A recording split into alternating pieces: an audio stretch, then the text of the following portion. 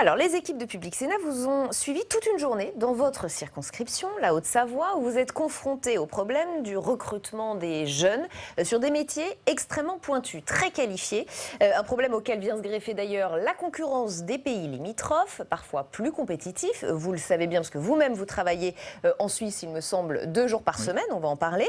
On va d'abord regarder le reportage de Samia Dechir. Nous sommes en Haute-Savoie, dans la vallée de l'Arve, le cœur du décolletage. Le décolletage consiste à obtenir, en partant d'une barre de métal, par enlèvement de matière, des pièces qui vont aller dans divers domaines, automobiles, aéronautiques. Mécanique de précision, le décolletage emploie aujourd'hui 6000 personnes en Haute-Savoie, terre d'élection du sénateur Cyril Pellevat. Mais la filière n'attire plus assez d'étudiants. Chaque année, ce centre de formation de Cluses forme une vingtaine de techniciens en apprentissage, trop peu pour les 500 entreprises de la vallée. On pourrait en former plus parce que la structure permettrait de le faire, il faudrait trouver des formateurs supplémentaires.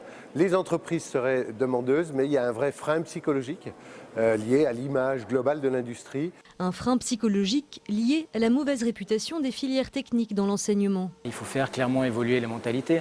Parfois, quand je fais le tour de certains centres de formation, on nous dit que les enfants, les élèves sont intéressés pour venir, mais par contre, au niveau des collèges, ils les déconseillent et ils favorisent la voie traditionnelle. Et c'est aujourd'hui, c'est ce point-là sur lequel il faut qu'on arrive à intervenir en montrant une autre image de ces savoir-faire et de ces métiers qui sont des métiers maintenant à haute valeur ajoutée et qui sont recherchés au niveau du tissu industriel. Ceux qui choisissent cette voie n'auront pourtant aucun mal à trouver un emploi, rémunéré 1 500 à 2 000 € net en début de carrière. Dans la vallée de l'Arve, les entreprises s'arrachent les quelques apprentis formés chaque année.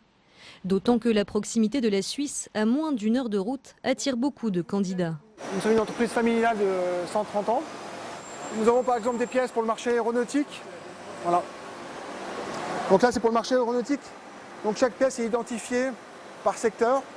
Comme ça, le technicien régleur sait pourquoi ça correspond. Des techniciens régleurs, ceux qui règlent les machines de décolletage, Jean-Yves Paturel en cherche désespérément 2, sans succès. J'ai mis un panneau 4x3 au bord d'autoroute. Le recrutement, envie d'évoluer, rejoignez-nous, métier d'avenir. Et en 6 mois, pas eu un appel. Avec 25% de croissance annuelle de son chiffre d'affaires, ce patron de PME a acheté un bâtiment pour s'agrandir. 400 mètres carrés restés vides, faute de techniciens disponibles. Car beaucoup de candidats préfèrent traverser la frontière suisse, où les salaires sont bien plus attractifs. Un salaire suisse, le SMIC est à 4 000 €, alors qu'un SMIC français est que 3 fois moins. On ne peut pas lutter contre. Pour permettre aux patrons français de rester compétitifs face aux employeurs suisses, le sénateur Cyril Pellevat voudrait expérimenter des allègements de charges patronales dans les zones frontalières comme la vallée de l'Arve. L'an dernier, il a déposé une proposition de loi au Sénat. Au niveau des charges salariales, en France, on est à 55%. En Suisse, on est aux alentours de 23% sur la partie patronale. Et du coup, l'idée, c'était vraiment de réduire cette partie-là, mais pas que ça aille dans l'escarcelle de l'employeur, mais plutôt qu'on puisse permettre de rééquilibrer les salaires et de donner plus aux salariés français. Sa proposition s'est heurtée à la règle constitutionnelle de l'égalité de tous devant l'impôt.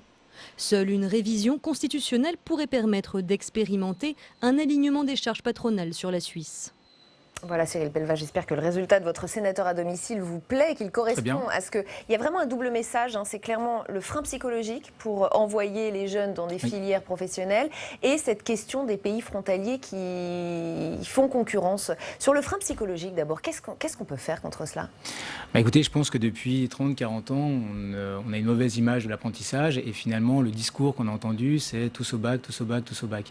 Donc il faut pourquoi ? Il y a des raisons concrètes quand même. Il y avait des raisons à certaines périodes de l'histoire, mais maintenant peut-être qu'elles le sont moins. On voulait former des gens sur des métiers vraiment peut-être liés plutôt académiques, parce qu'à l'époque on avait peut-être moins de besoin de main d'œuvre sur les domaines, on va dire plutôt. Et puis on entend aussi qu'on envoie les jeunes dans les filières pro quand ils sont pas très bons à l'école, et pas du tout par choix. Mais c'est ça l'aberration. Moi, je le dis dans le reportage.